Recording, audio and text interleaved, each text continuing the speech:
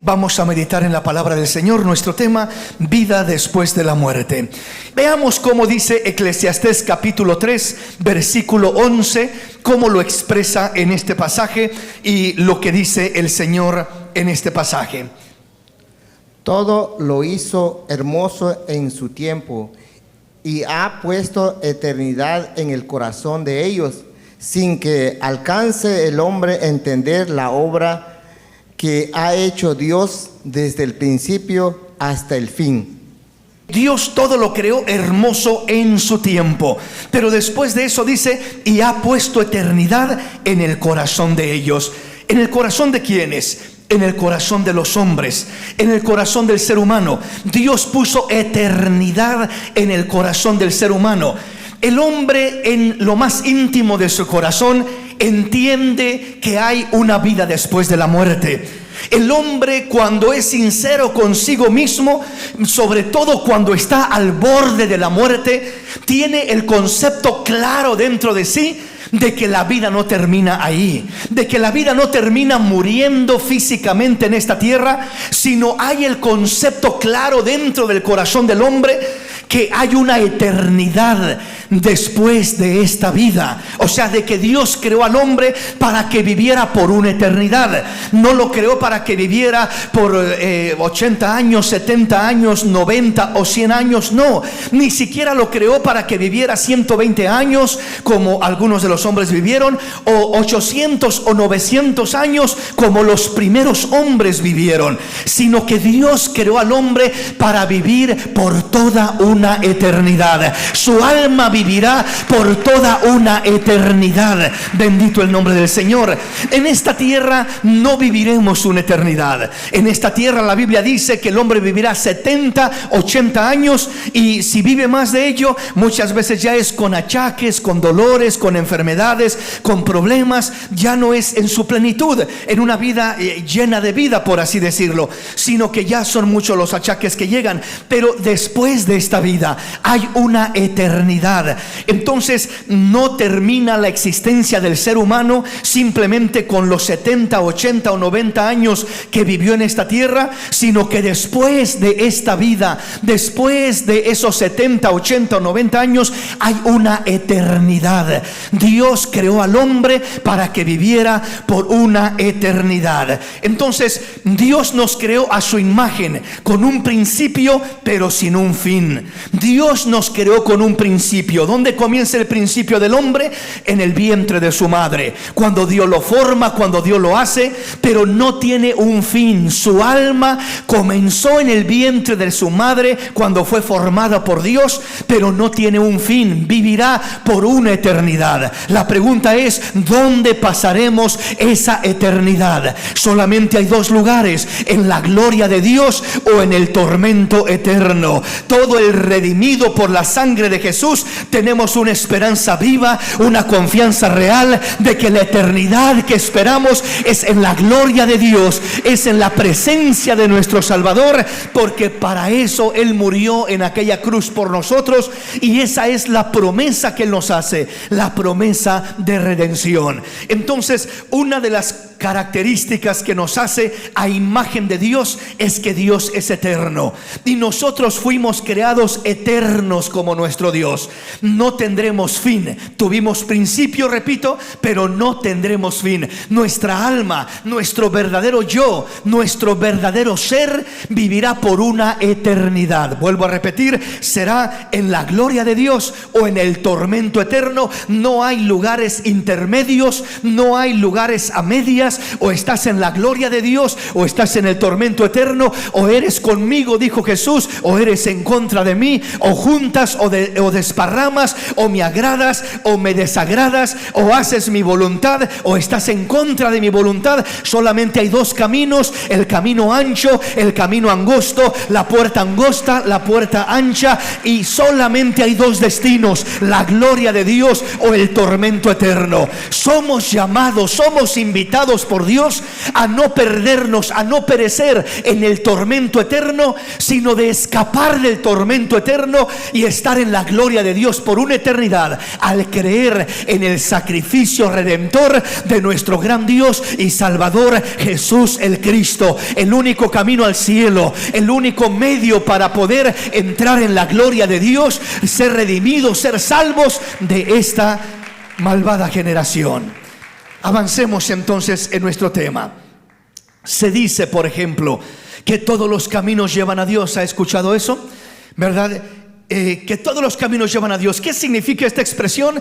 Que en verdad puedes creer en una cosa, puedes creer en otra, puedes creer de una forma, puedes tener una religión, puedes tener otra religión, pero al final de cuentas todos los caminos llevan a Dios. O sea, todos vamos a terminar con Dios, todos vamos a terminar en la gloria de Dios. Eso es lo que están tratando de decir, que al final de cuentas nadie se va a perder. Ese es el peor engaño del diablo que puede manipular a la humanidad. Se dice que todos los caminos llevan a Dios, y en verdad así lo es en su entendimiento correcto. ¿Por qué digo así lo es? Porque en verdad todo ser humano va a terminar en la presencia de Dios. Cuando digo en la presencia de Dios, no me refiero que va a terminar siendo salvo en la gloria de Dios. Me refiero a que va a presentarse delante de Dios para dar cuentas a Dios por su vida, por su existencia. Por eso dice la palabra: está establecido para los hombres que mueran una sola vez, y después de esto el juicio. En ese juicio es donde todo ser humano se va a presentar delante de Dios, va a dar cuentas delante de Dios. O sea, todos vamos a llegar a Dios, pero no vamos a llegar a Dios para ser salvos. Toda la humanidad va a llegar a estar delante de Dios. Por eso tomes el camino que tomes. Si eres un ateo, vas a llegar a estar delante de Dios. Si eres una buena persona, vas a estar delante de Dios. Si eres un religioso, vas a estar delante de Dios. Si eres un asesino, vas a estar delante de Dios. Si eres un borracho, vas a estar delante de Dios. No importa la vida que vivas, no importa cómo la vivas, todos vamos a compadecer delante de la presencia de un Dios justo, de un Dios soberano. Nadie se escapará, todos estaremos delante de Dios. En ese sentido, es correcto decir que todos los caminos llevan a Dios. O sea, nadie va a estar exento de presentarse delante de Dios. Pero la pregunta es: ¿qué sucederá cuando estemos delante de Dios?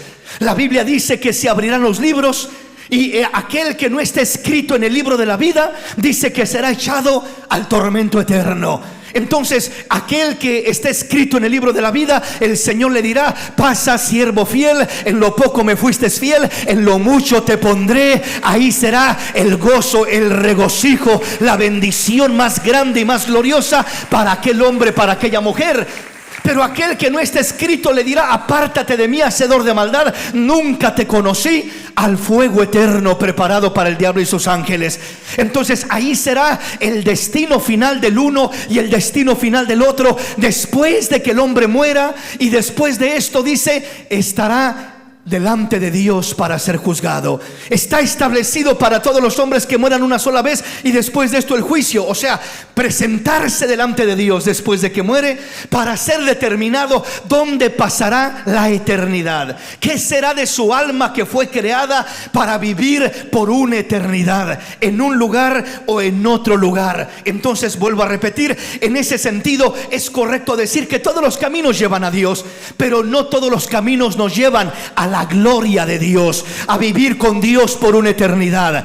Todos los caminos nos llevan a presentarnos delante de Dios, a dar cuentas delante de Dios, a ser juzgados por Dios. Todos los caminos nos llevan a ese destino, pero solamente hay un camino que nos lleva a la gloria de Dios. Ese es Cristo Jesús. Él dijo: yo soy el camino, yo soy la verdad y yo soy la vida, y nadie viene al Padre si no es por mí. Solamente hay un solo camino, no hay muchos caminos. ¿Sí me explico? Entonces, todos los caminos que llevan a Dios para ser juzgado el hombre, esos caminos terminarán en la perdición y en la condenación eterna. Por eso dice Proverbios: hay caminos que al hombre le parecen derechos, pero su fin son caminos de muerte. Entonces hay muerte al final de ese camino, hay muerte, hay condenación, hay destrucción al final de ese camino, hay separación eterna entre Dios y el hombre, hay castigo eterno de parte de Dios para aquellas personas, aquellas almas que no quisieron recibir a Jesús como Señor y Salvador. Entonces, en ese sentido decimos, sí, todos los caminos llevan a Dios, porque será juzgado el hombre delante de Dios, compadecerá delante de Dios, pero no todos los caminos ofrecen vida eterna y salvación en la presencia de Dios, en la gloria de Dios, para poder gozar y disfrutar de todas las promesas que Dios nos ha dado. Amén, mis hermanos. Veamos qué nos dice la palabra del Señor, un ejemplo de lo que estamos hablando. Eclesiastés capítulo 11, versículo 9. Vea cómo lo expresa el escritor Salomón, y se dirige a la juventud, pero se aplica a todo el género humano. Alégrate, joven, en tu juventud, y toma el placer de tu corazón en los días de tu adolescencia. Anda en los caminos de tu corazón, en la vista de tus ojos, pero sabes que sobre todo estas cosas te juzgará Dios. Dios le está diciendo al joven que es una de las etapas donde se toman más decisiones, donde hay más atracciones, más deseos, más inquietudes en la vida del ser humano. Y le dice: alégrate, joven, en tu juventud, y tome placer tu corazón en los días de tu adolescencia. En otras palabras, yo no te creé para que te amargues la vida. Mi propósito y mi deseo para ti, joven, hijo mío, dice Dios, no es que vivas una vida triste y amargada. No, yo quiero que vivas una vida plena, una vida alegre, una vida feliz, una vida bendecida, ¿verdad? Que disfrutes sanamente, correctamente, en un orden sano, en una obediencia a mi palabra, a tus padres, correcta y agradable a mis ojos, para que disfrutes la vida que yo te doy. Y anda en los caminos de tu corazón y en la vista de tus ojos. O sea, yo te doy libertad, una libertad sana, una libertad correcta. Pero dice al final: pero sabe que sobre todas estas cosas te juzgará Dios.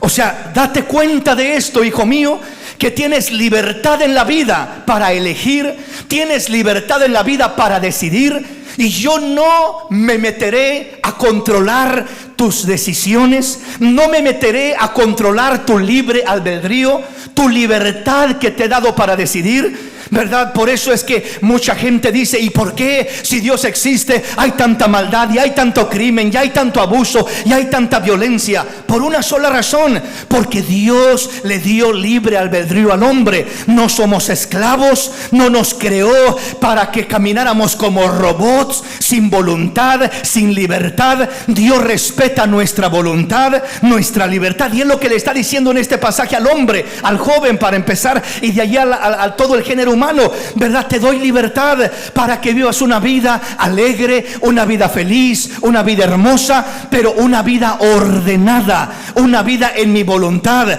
No necesita uno vivir una vida mundana, pecaminosa, para poder disfrutar de la vida. Si en un lugar se puede disfrutar verdaderamente de la vida, es en la presencia de Dios, en la voluntad de Dios. Ahí es cuando realmente nos realizamos en el plan perfecto de Dios, porque Dios nos creó para que disfrutemos de la vida de una manera sana, de una manera ordenada y de una manera alegre y hermosa, tomando siempre en cuenta a Dios, respetándolo, honrándolo, ¿verdad? Pero repito, siempre termina diciendo: entiende esto, dice Dios, que la libertad que te doy para que decidas, para que elijas, para que disfrutes, para que goces, si lo haces correctamente y disfrutas de la vida que te doy de una manera correcta y ordenada, vas a disfrutar en esta vida y vas a disfrutar en la eternidad. Pero si malaprovechas o malusas y abusas de la libertad que te doy y la conviertes en un libertinaje, y ese libre albedrío que te doy lo conviertes en una arrogancia para decir: yo hago lo que me dé la gana y a mí nadie me manda y a mí nadie me dice lo que tengo que hacer y voy a vivir la vida a mi manera, y comienza a tomar una actitud arrogante, dice Dios: hazlo, adelante, está en tu derecho que te doy libremente, en la libertad que te he dado como creación mía. Pero sabes tienes que saber una cosa, pero sabe que sobre todas las cosas que hagas, sobre todas estas cosas, te juzgará Dios. Un día daremos cuentas a Dios por nuestras acciones, por nuestro caminar. Por tanto, si elegimos usar sanamente y correctamente la libertad que Dios nos da, verdaderamente disfrutaremos la vida que Dios nos da en esta tierra y en la eternidad, por toda una eternidad en la presencia de Dios. Bendito el nombre de Jesús. Denle ese aplauso al Rey en esta hermosa y linda mañana.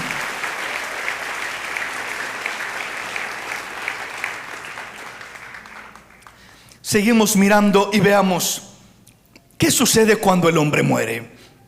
¿Qué acontece en esa separación del cuerpo y del alma? Entendemos que el cuerpo vuelve al polvo de donde fue tomado, según nos dice Eclesiastés 12:7, que el hombre vuelve al polvo donde fue tomado y el espíritu vuelve a Dios, quien lo dio. Entonces, cuando miramos que hay la separación entre lo material y lo espiritual, entre el cuerpo y el alma, el cuerpo se queda en la tierra y el cuerpo comienza a descomponerse en la tierra, esperando la resurrección. La promesa de la resurrección de los muertos es para el cuerpo. Es para que el cuerpo sea levantado, incorruptible, restaurado, de lo corruptible a lo incorruptible, de lo material a lo celestial, ¿verdad? Entonces hay una transformación, hay una promesa para el cuerpo. El cuerpo será perfeccionado. Si usted muere, no va a resucitar como murió. Imagínese usted, si una persona muere de 80, 90 años, ya su cuerpo ya envejeció, ¿verdad? Y ya tiene muchos achaques, dolores. Cuando resucite, no va a resucitar de 80, 90 años. No va a resucitar de esa manera. Entonces, ¿cómo va a resucitar? Va a resucitar en una perfecta juventud, en una perfección de parte de Dios. Ya no en un cuerpo corruptible, sino en un cuerpo incorruptible. Ya no en un cuerpo natural, sino en un cuerpo celestial. Será un cuerpo perfecto, aquel en el que resucite, aquel que resucitará de entre los muertos. Hablando del cuerpo, pero el alma, la Biblia dice que estar ausente del cuerpo, o sea, cuando se desprende el alma del cuerpo, dice estar ausente del cuerpo es estar presente con el Señor. El alma al instante es la que va a juicio, es la que va a dar cuentas. El cuerpo se queda en el polvo de la tierra, en la tumba donde se le deposite, pero el alma, cuando se desprende, es donde se cumple Hebreos 9:27, porque está de la manera que está establecido para todos los hombres que mueran una sola vez, y después de esto el juicio, o sea, dar cuentas, determinarse dónde va a pasar una eternidad. Entonces es el alma la que se va a determinar dónde va a pasar una eternidad. El alma es la que al instante pasa ese proceso. El cuerpo, repito, queda esperando. Una vez que venga la resurrección de los muertos, habrá resurrección para condenación. Cuerpos que serán resucitados para la condenación, para que las almas que están en la condenación, en el tormento eterno, tengan también un cuerpo que soporte el tormento por toda una eternidad. Y los cuerpos de aquellos que son salvos resucitarán para salvación. Daniel lo dice de esta manera en Daniel 12:2. Y aquí que muchos de los que duermen en el polvo de la tierra serán despertados, unos para vida eterna y otros para vergüenza y confusión perpetua. Entonces nos habla del cuerpo, porque el cuerpo es el que duerme en el polvo de la tierra, el que espera, el que descansa. El alma no está en el polvo de la tierra. El alma no duerme en el polvo de la tierra. El alma, desde el instante que la persona muere, es separada de ese cuerpo, y entonces esa alma ya está viviendo en el tormento eterno o en la gloria de Dios, dependiendo si fue una persona que recibió a Cristo en su corazón o que rechazó a Cristo y ahora está sufriendo las consecuencias. Amén, mis hermanos. Vayamos avanzando en nuestro tema entonces. Veamos entonces qué sucede cuando el hombre muere, cuando hay esa separación entre su cuerpo y su alma. Su cuerpo, dijimos, se queda en el polvo, se va al sepulcro, a la sepultura, y de esa sepultura se convierte en polvo, ¿verdad? Si Cristo no viene antes, y de ahí espera esta resurrección. Repito, habrá resurrección tanto para los justos como resurrección para condenación, hablando de los cuerpos que resucitarán, para tanto que el que esté en condenación pueda estar en un cuerpo soportando el tormento por una eternidad, como el cuerpo glorificado del hombre que es justo y agradable a Dios, que también será un cuerpo glorificado para estar en gloria por una eternidad. Veamos un ejemplo de esto. Lucas capítulo 16, versículo 19 en adelante. Había un hombre rico que se vestía de púrpura, de lino fino, hacía cada día banquete con esplendidez. Había también un mendigo llamado Lázaro que estaba echado a la puerta de aquel, lleno de llaga. Ansiaba de saciarse de las migajas que caía de la mesa del rico. Aún los perros venían, le lameaba las llagas. Aconteció que murió el mendigo y fue llevado por los ángeles al seno de Abraham. Y murió también el rico y fue sepultado. Y el Hades alzó sus ojos estando en tormento y vio de lejos a Abraham y a Lázaro en su seno. Entonces él, dando voces, dijo: Padre Abraham, ten misericordia de mí, envía a Lázaro para que moje la punta de su dedo en agua y refresque mi lengua, porque estoy atormentado en esta llama. Pero Abraham le dijo: Hijo, acuérdate que recibiste tus bienes en tu vida y Lázaro también males, pero ahora estés consolado aquí y tú atormentado. Además de todo esto, una gran cima está puesta entre nosotros y vosotros, de manera que los que quisieren pasar de aquí a vosotros no pueden, ni de allá para acá. Versículo 27, entonces le dijo: Te ruego pues, Padre, que le envíes a la casa de mi padre, porque tengo 5 hermanos, para que les testifique, a fin de que no vengan ellos también a este lugar de tormento. Y Abraham le dijo: a Moisés y a los profetas tienen, óiganlos. Él entonces dijo: No, Padre Abraham, pero si alguno fuere a ellos de entre los muertos, se arrepentirán. Mas Abraham les dijo: Si no oyen a Moisés y a los profetas, tampoco se persuadirán, aunque alguno se levantase de los muertos. ¿Qué sucede cuando muere Lázaro? Lázaro era un pobre hombre que no tenía, como dicen por ahí, ni dónde caerse muerto.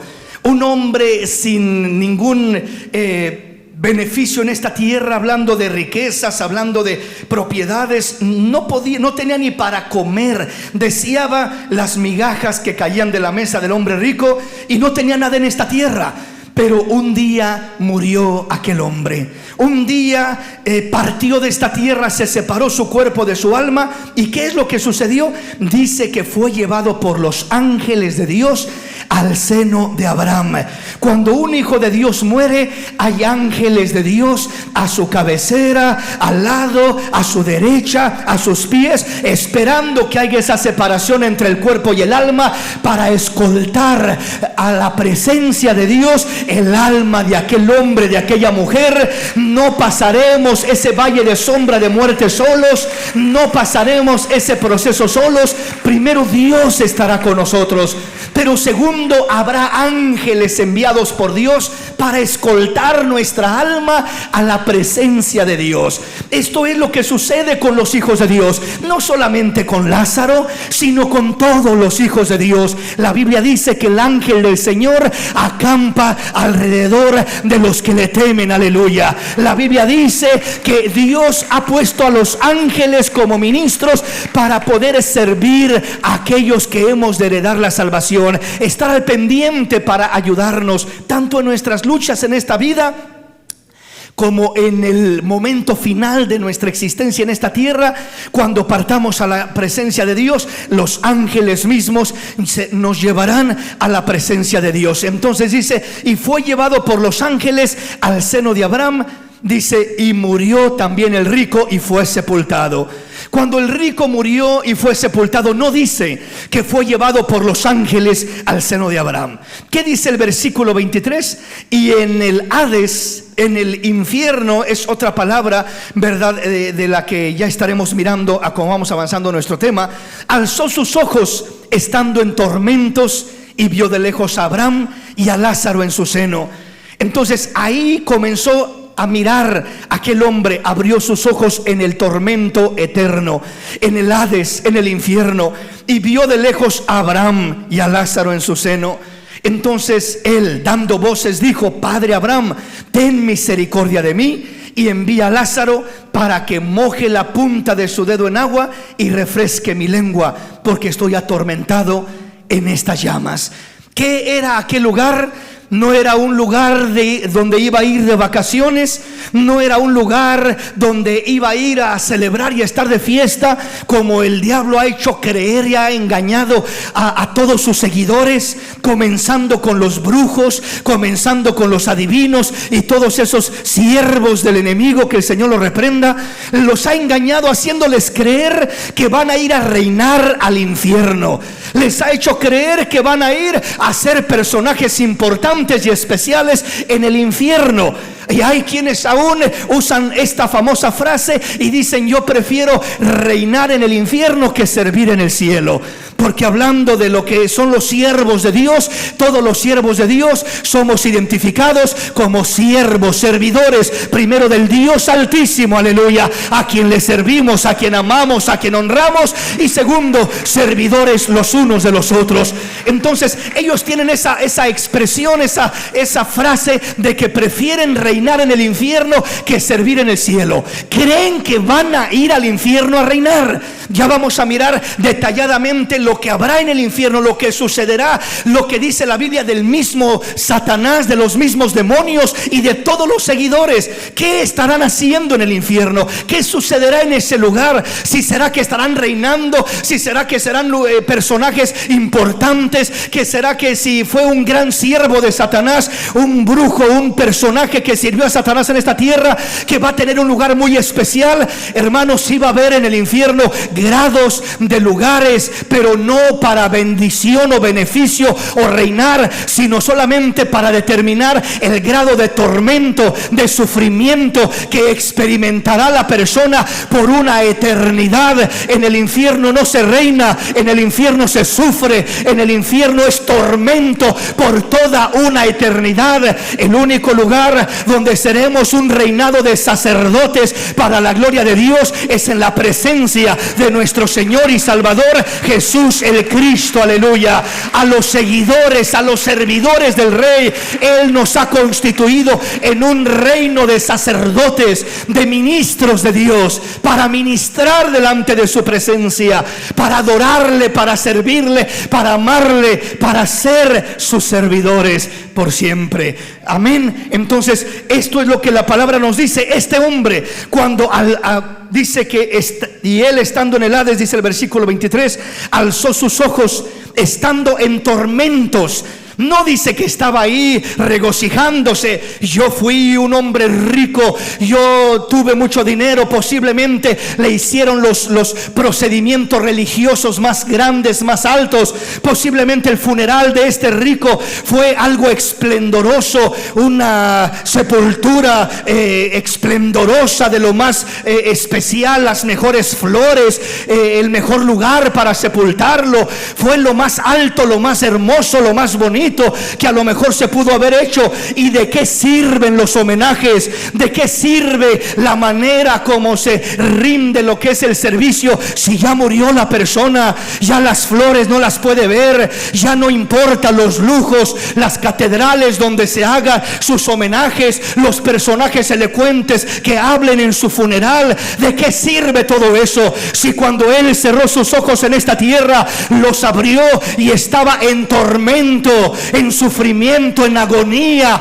deseaba por lo menos que Lázaro mojara su dedo en un poco de agua y viniera y refrescar su lengua, porque estaba atormentado. Eso no se oye como divertido. ¿De qué sirven las misas que se puedan hacer por un difunto? ¿De qué sirven los sacrificios o los rezos o las súplicas que se puedan hacer? De nada sirven. Una vez que la persona muere, ya no hay nada que se pueda hacer por aquella persona. Se hace algo cuando se está en vida, abriendo el corazón a la palabra de Dios, viviendo una vida en obediencia a la palabra de Dios, honrando al Señor Jesús como Señor y Salvador de nuestra vida. Ahí es donde se marca una diferencia. Después de que muere el hombre, esto es lo que le espera a aquel hombre que rechaza a Cristo.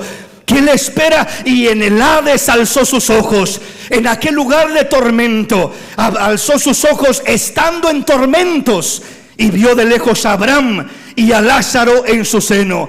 Entonces miró cómo estaba gozando, siendo consolado, siendo recompensado y bendecido Lázaro, y él siendo atormentado. De nada le servía todo lo que podía tener. Sus 5 hermanos que tenía allá en la tierra en vida, ¿verdad? Podrían haber hecho muchas cosas, repito, desde su funeral hermoso hasta plegarias, rezos y 1000 cosas. De nada le servía a este hombre. De nada le servía. La posición que tenía en la sociedad, a lo mejor era un hombre de renombre, era un hombre reconocido, era un hombre famoso, era un hombre con influencia. ¿Y de qué sirven las influencias que el hombre tenga en esta tierra si cuando cruzas el umbral después de la muerte, ahí no hay influencia que mueva la mano de Dios? Lo mismo es el pobre que el rico, lo mismo es el sabio que el ignorante. Todos daremos cuenta delante de un Dios justo para determinar dónde pasaremos esa eternidad. ¿Dónde pasaremos esa eternidad? Ahí no hay cohecho, no hay, ¿verdad? Como en esta tierra que se compraban las indulgencias, y se compra el perdón de los pecados, y se compra tantas cosas para que el hombre supuestamente esté libre de la amenaza del tormento eterno. Pero todo es un engaño del diablo, porque no hay manera de comprar, de rescatar un alma. La única sangre que pudo rescatar, el único precio que se pagó fue la sangre del Cordero de Dios. Es el único precio que puede rescatar un alma, que puede comprar un alma. Fuera de la sangre de Jesús no hay quien pueda comprar un alma. Entonces dice el versículo 24: entonces él, dando voces, dijo: Padre Abraham, ten misericordia de mí y envía a Lázaro para que moje la punta de su dedo en agua. No estaba pidiendo un vaso de agua, que un vaso de agua pues caería mejor, ¿no? No estaba pidiendo una Coca-Cola. Él por lo menos quería que Lázaro mojara la punta de su dedo. ¿Qué tanta agua puede agarrar si usted moja la punta de su dedo en agua? No es nada. No es nada, es un par de gotas, por así decirlo. Pero con eso se conformaba. Con eso se conformaba, con que mojara la punta del dedo en agua y pudiera venir y refrescar su lengua que estaba atormentada en aquellas llamas. Entonces esto significa que este lugar es un lugar de tormento incomparable, inigualable, ¿verdad? Y dice el versículo 24: entonces él, dando voces, dijo: Padre Abraham, ten misericordia de mí y envía a Lázaro para que moje la punta de su dedo en agua y refresque mi lengua, porque estoy atormentado en esta llama. Estoy atormentado en esta llama. ¿Cómo estaría aquel hombre? ¿En qué condición estaría? Lo que podemos ver o imaginarnos es algo muy leve. Es una pequeñita ilustración de la condición como este hombre pudo haberse encontrado. Pero esto es un lugar espantoso, terrible, que ninguno de los lugares de esta tierra, por terribles que sean, se pueden comparar a lo que es el lugar de tormento. En este caso, el infierno. Nos lo describe de esta manera el mismo Señor Jesús. Este hombre, estando estando en tormento, pidiendo misericordia, pidiendo que por lo menos mojara Lázaro su punta de su dedo para venir a refrescar su lengua que estaba atormentado en aquellas llamas.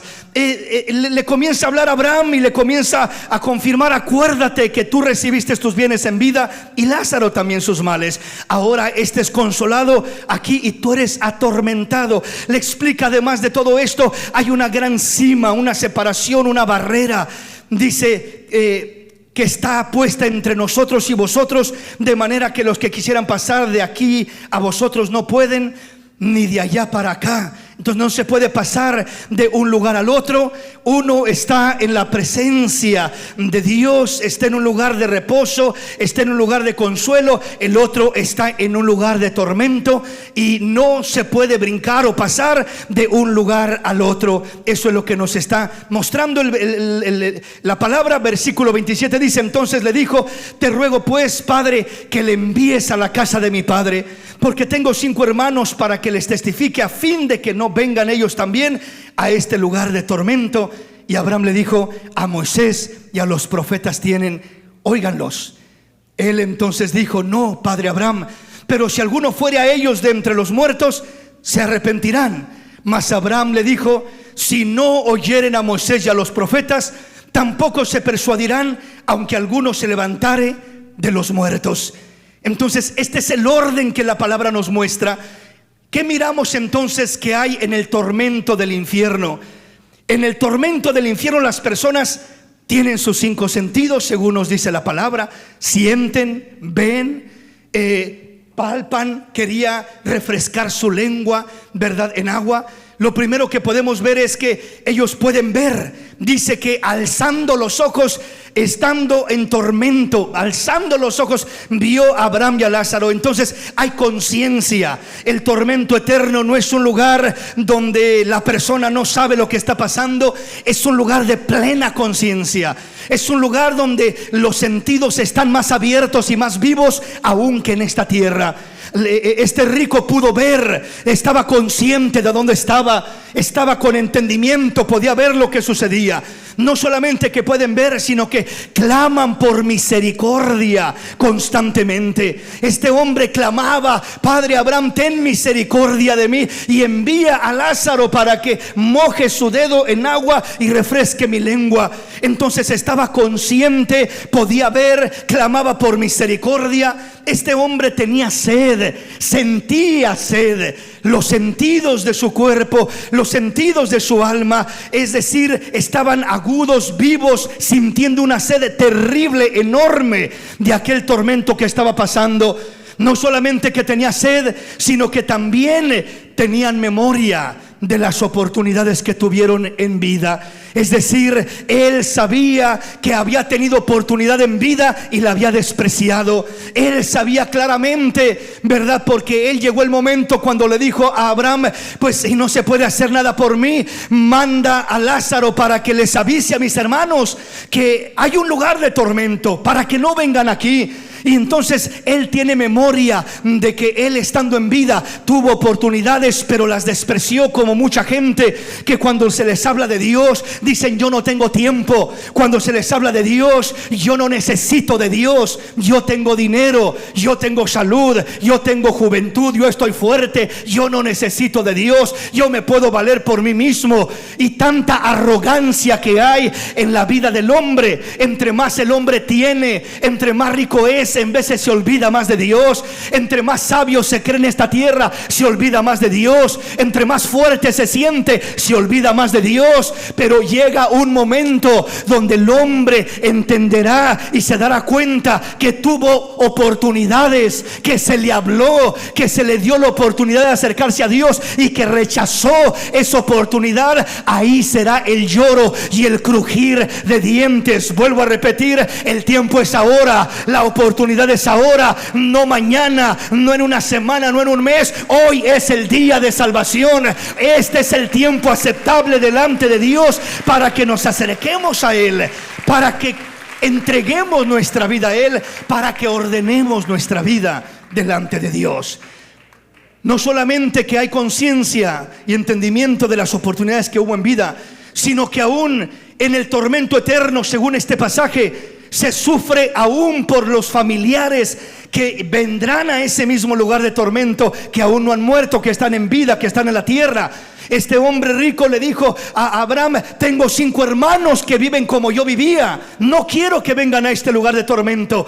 Hay entendimiento, hay conciencia aún de lo que es la familia en la tierra, cómo viven y a dónde van a ir a terminar en un lugar de tormento. Y eso agrava más la situación en el lugar de tormento.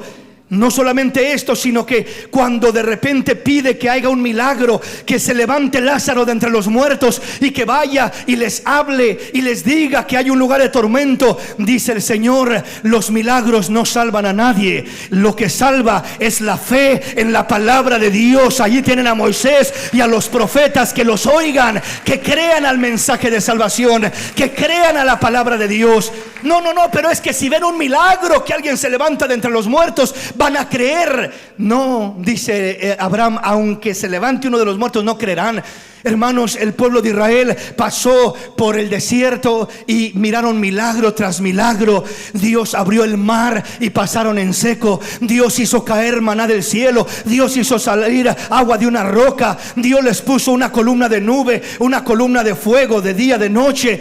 Dios les dio una bendición tan grande que dice que la ropa no se desgastó en 40 años. El calzado no se desgastó en 40 años. No se hincharon sus pies de tanto caminar. Dios les dio milagro tras milagro tras milagro y no creyeron en el Señor. Los milagros no son la base para uno creer genuinamente en el Señor. La Biblia dice: mas el justo por su fe vivirá. Es la fe la que justifica, es la fe la que nos sostiene, es la fe la que nos mantiene, es la fe la que nos lleva a la victoria. Es la fe en Cristo Jesús. Entonces, no pongamos la mirada o pensando de que si hay un milagro creerá mi pariente, mi vecino, mi amigo, mi hermano. No, sino que lo que Dios ha establecido es creer a la palabra de Dios y no usar que haya un milagro, que alguien se levante de los muertos o cualquier otra clase de milagro, porque los milagros rápido se olvidan. Recuerda los 10 leprosos que le clamaron al Señor para que los sanara. Los sanó a los 10, y de 10 leprosos, 9 se fueron olvidándose de lo que el Señor hizo por ellos, y solo uno volvió agradecido. Entonces, no es una base que realmente funcione en su mayoría. La base para salvación es oír la palabra de Dios, creer a la palabra de Dios y recibir a Cristo Jesús en el corazón como Señor y Salvador. Bendito el nombre de Jesús. Y al final de cuentas, en el tormento eterno habrá lamentos al saber que ya no hay oportunidad para salir de aquel lugar. Lamento, dolor, llanto, crujir de dientes al saber que ya no hay esperanza. Esto es lo que habrá en el tormento eterno. Ahora, quiero mostrarle brevemente, rápidamente, un ejemplo de lo que habrá en la gloria de Dios para los hijos de Dios. La diferencia del tormento a la gloria de Dios. Aquellos que estemos en la gloria de Dios, al morir y ir con el Señor. En la gloria de Dios tendremos primeramente una mente renovada, transformada, perfeccionada, comprendiendo el plan de Dios en su perfección, gozando de la perfección de la paz de Dios en nuestros corazones, del amor de Dios en plenitud. Y ahora disfrutaremos una nueva vida con una nueva familia, la familia de Dios. ¿Qué quiere decir esto? Que cuando estemos en la gloria de Dios, alguien dirá: hermano, ¿y no me voy a acordar yo de mi pariente inconverso? ¿Y no me voy a acordar yo de mi hijo que no quiso nada con Dios y que rechazó al Señor, y que lo más seguro es que él se va a ir al tormento?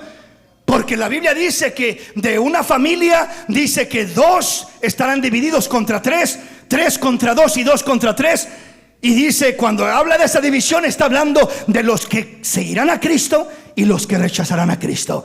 El que rechazará a Cristo queriendo irse por un camino, y el que recibió a Cristo queriendo irse por otro camino. Y eso causará un choque y un conflicto, como lo crea en muchas familias. que se convierte alguien al Señor y ya es rechazado, y ya es apuntado, y ya es criticado, y ya te crees el muy santo, ya te crees el hermanito y el aleluya, y comienzan a orillarlo o a menospreciarlo, y se comienza a dividir la familia muchas veces. ¿Por qué? Porque, hermanos, no puede estar la luz con las tinieblas. Si alguien va a estar haciendo lo que el mundo hace, tomando, emborrachándose y haciendo y deshaciendo como hacen en el mundo, ¿qué tiene que hacer un hijo de Dios ahí? ¿Podrá sentirse cómodo? De ninguna manera, no se sentirá cómodo. El hijo de Dios quiere estar en un lugar donde el nombre de Dios es glorificado, donde el nombre de Dios es alabado, donde hay obediencia a Dios, donde se hace la voluntad de Dios, donde se honra al Señor. Entonces, ¿qué pasará con los hombres, las mujeres, los hijos de Dios que estemos en la presencia de Dios? ¿Y qué memoria habrá de los seres queridos? ¿Habrá dolor por los seres queridos? ¿Habrá tormento y preocupación como lo habrá en el infierno? En el infierno sí lo habrá, como nos lo muestra este pasaje, que aquel rico estaba aún angustiado por los hermanos que también irían al mismo lugar de tormento. Sin embargo, en la gloria no habrá ese mismo concepto. ¿Por qué? Porque, repito, la mente del hombre será transformada, será renovada en perfección, entendiendo el plan de Dios, teniendo la paz completa de Dios, el amor pleno de Dios, y entendiendo lo que es la nueva familia en Dios. Veamos qué dice rápidamente la palabra. Mateo capítulo 12, versículo 46 al 48. Mientras él aún hablaba a la gente, he aquí su hermana, su madre y sus hermanos estaban afuera, y le dije, querían hablar. Él dijo, he aquí, tu madre y tus hermanos están fuera, te quieren hablar. Y respondiendo él al que le decía esto, dijo, ¿quién es mi madre y quiénes son mis hermanos? Extendiendo su mano hacia su discípulo, dijo, he aquí mi madre a mis hermanos, porque todo aquel que hace la voluntad de mi Padre que está en los cielos, eso es mi hermano, mi hermana y mi madre. Esto es lo que Jesús enseñó, nuestro Salvador, ¿verdad? Dice que vinieron a buscarlo su madre y sus hermanos, y cuando vinieron a buscarlo, ¿verdad? Él dice que de repente le dicen, allá están tu madre y tus hermanos afuera, quieren hablar contigo. ¿Y qué responde el Señor Jesús? ¿Y qué les dijo? ¿Quién es mi madre y quiénes son mis hermanos? Y expresa lo siguiente, y extendiendo su mano hacia sus discípulos dijo, he aquí mi madre y mis hermanos, porque todo aquel que hace la voluntad de mi Padre que está en los cielos, este es mi hermano y mi hermana, mi madre, mi padre, etcétera, etcétera.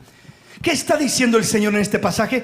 Está mostrándonos la identidad espiritual de la familia de Dios. La familia de Dios en una identidad espiritual. El Señor decía, ciertamente, allí está mi madre. Le hablaban de María, le hablaban de su madre física. Y no es que él estuviera avergonzándose de ella o menospreciándola, no, de ninguna manera. Él fue un hijo perfecto en obediencia, y aún como hijo siempre honró a su madre en ese aspecto. Pero cuando dice, ¿quién es mi madre? ¿Quiénes son mis hermanos? Está llevando a entender, a comprender a aquella gente, a aquel pueblo, y ahora nosotros, que hay una identidad superior a la identidad física. Hay un lazo más fuerte que el lazo sanguíneo de papá y de mamá. Hay una familia más sólida y más profunda que nos une, no la sangre de papá y mamá, sino la sangre del Cordero de Dios es la que nos une. Esa misma sangre nos limpia, esa misma sangre nos lava, esa misma sangre nos purifica, y entramos en una nueva familia, la familia de Dios. La familia espiritual, los lazos espirituales de la familia de Dios son mucho más profundos y fuertes que los lazos terrenales de una familia natural. Cuando lleguemos a la gloria de Dios, entenderemos que el plan natural y los lazos naturales que había en esta tierra son lazos superficiales, y que los lazos espirituales de la familia de Dios son lazos extraordinariamente fuertes y eternos.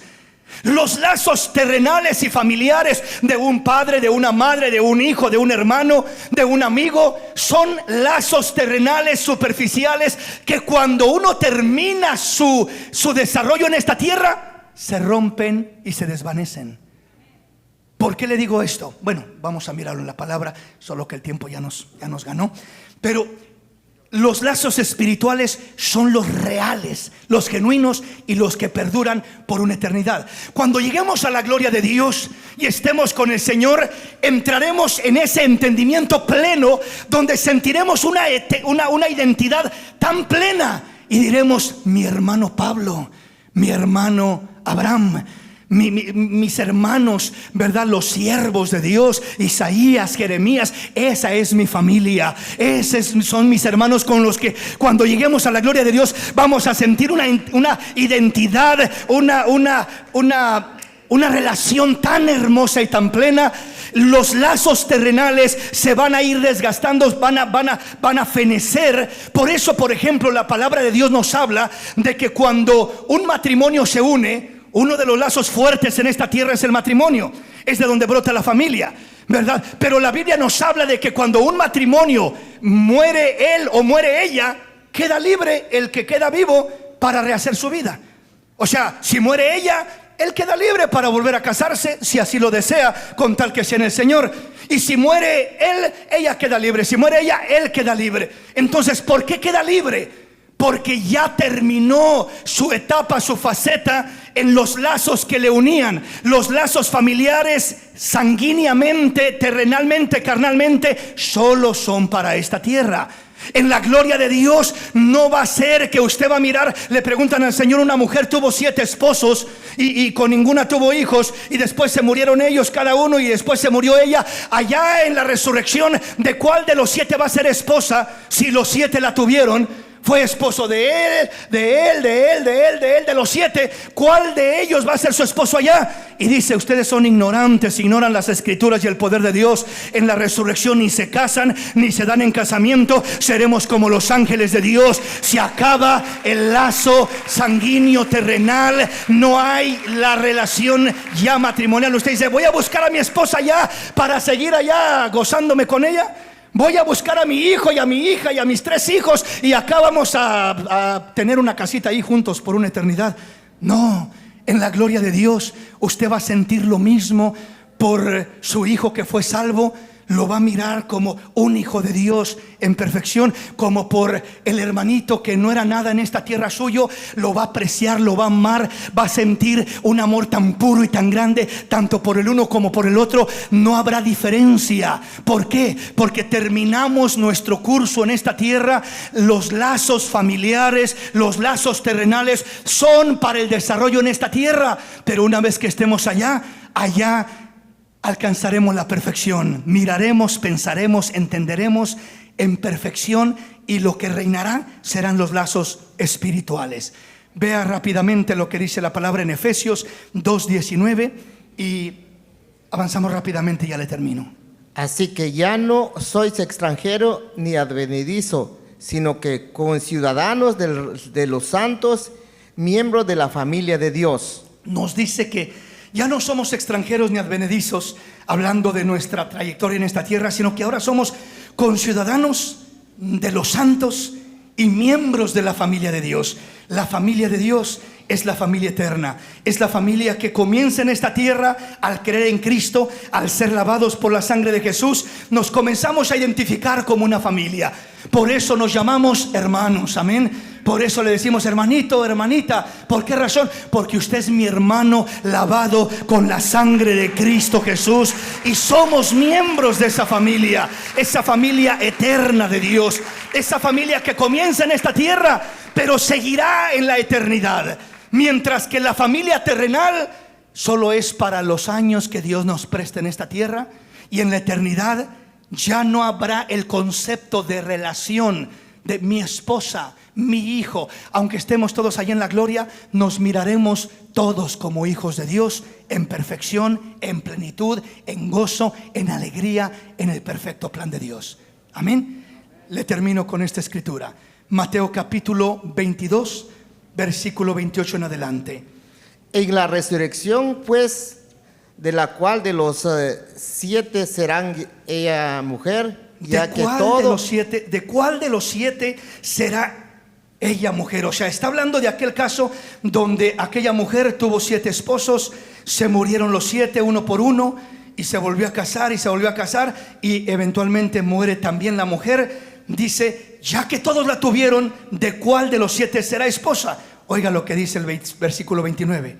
Entonces respondiendo Jesús le dijo: erráis ignorando las escrituras y el poder de Dios, porque en la resurrección ni se casarán ni se darán en casamiento, sino serán como los ángeles de Dios en los cielos. Entonces aquí nos enseña el Señor que en la resurrección, o sea, ya estando en la gloria de Dios, estando en la presencia de Dios, no habrá ya la identidad en los hijos de Dios como lo había en esta tierra. No habrá esa angustia o esa preocupación.